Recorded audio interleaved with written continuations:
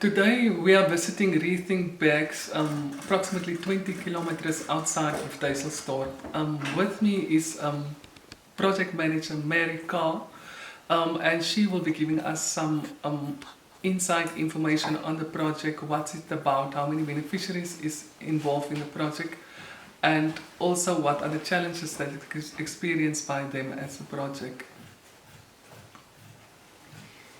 Hi Mary. Hi. Will you please give us some background information on the project, how it started, how many people are involved, what's your involvement in the project, and what are some of the highlights of the projects, what are some of the challenges and all that? Okay.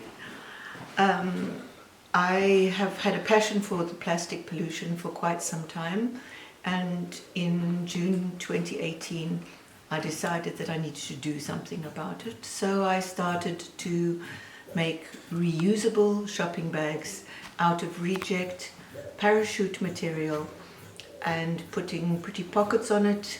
We then ended up with a very small lightweight bag that could go in your handbag, never be caught without a bag ever again, eliminating the need for that plastic bag.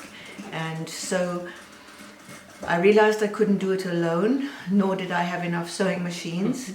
So I put a notice out asking for sewing machines. I was donated several second-hand sewing machines, and then the Breede-Gouritz cluster Biosphere Reserve very kindly gave me a grant to buy some sewing machines, which we did.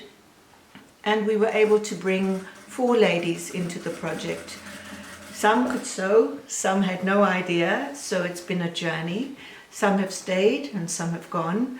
And then we branched out to make 2 other types of bags, a very small little bag with a drawstring, and then another set of bags which eliminate the use for the very thin plastic at the fruit and veg counters. And that's our veggie bags.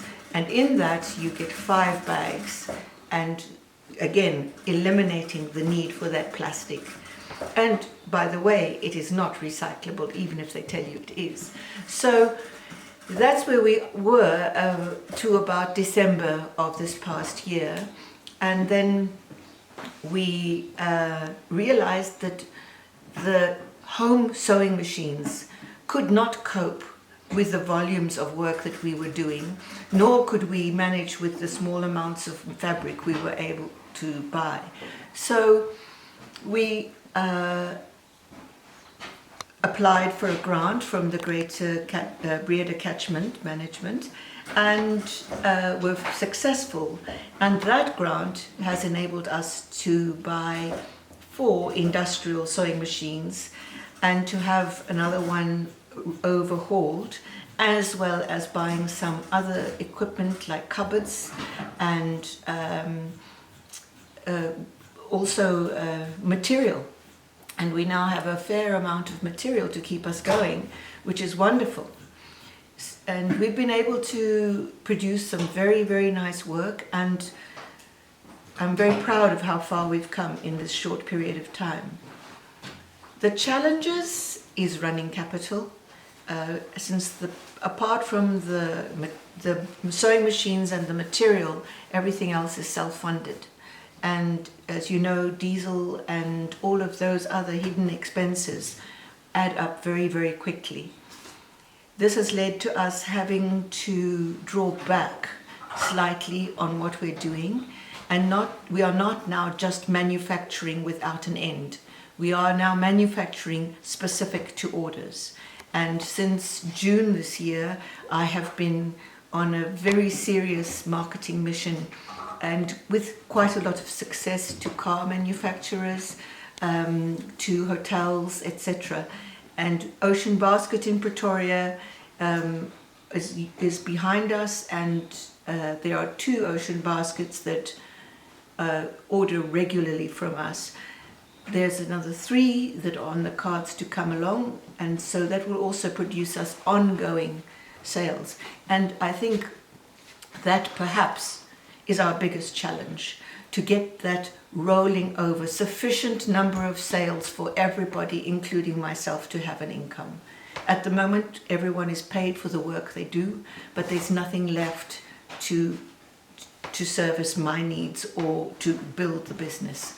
And so the money from the greater Breede Catchment management has been spent very well and it has enabled us to reach another level of production which we weren't able to do.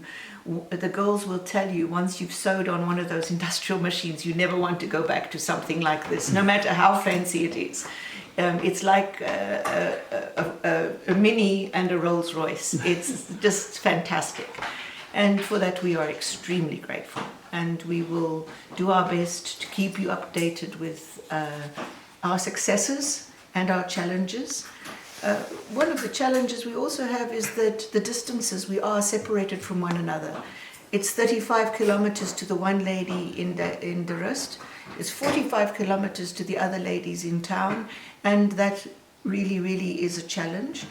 And also the homes in which many of the ladies live are very small, and to put an industrial sewing machine into their home takes up a lot of their private space. However, we've managed now, and with 2 very successfully, and we're looking to put in a 3rd. Thank you, Mary, for that insight on the project. In your words, what would you say, what's the way forward for ReThink Bags? Just keep innovating, keep dreaming up new bags, dreaming up things that will give us a great return. The shopping bags as we make them now are cut down bare to the bone, so that there are not big margins, because we want the bags to be affordable. We want everybody to be able to have a ReThink bags in their handbag or their back pocket or the cubbyhole of their car. It must be with you always. In fact, one of my seamstresses has the ReThink bag hanging from the mirror in the car so that they don't miss it when they get out of the car. So that's just the idea, that everybody must be able to afford one. Having said that, we need to produce a range of bags that are of a higher end value, where there is a bigger margin of profit for the business. I think learning to grow a business together as a group, learning skills like computer training. I'm the only one with computer skills at the moment. They must all learn. Also to drive. Yolandi is going to have to learn to drive, because she's going to have to manage this business as her own business in the future. And that's my dream, is that when I'm no longer around, these girls will have a sustainable business. So it mustn't depend just on donor money. We must build it like a good business model. And that's where we've regrouped now. We're not relying totally on funding. We're relying on our own efforts to get the orders and to get the sales that will give us the finances that we need to run a good, solid business. Great.